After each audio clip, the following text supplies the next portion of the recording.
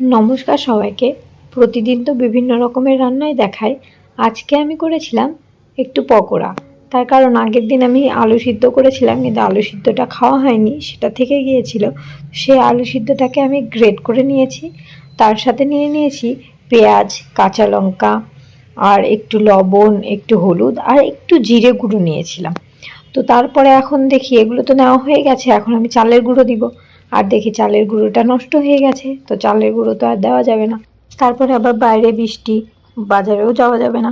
সের জন্য আমি চালের গুঁড়োর বদলে ঘরে কর্নফ্লাওয়ার ছিল, আমি কর্নফ্লাওয়ারটাকে দিয়ে দিয়েছি। আর কর্নফ্লাওয়ারটা একটু বেশি করেই দিয়েছি, কারণ চালের গুঁড়োটা নেই, যাতে মুচমুচে স্বাদটা হয়, আর আলুর জন্য তো একটু নরম হবে। তারপরে আমি সেগুলোকে একসঙ্গে ভালো করে মিক্স করে নিয়েছিলাম।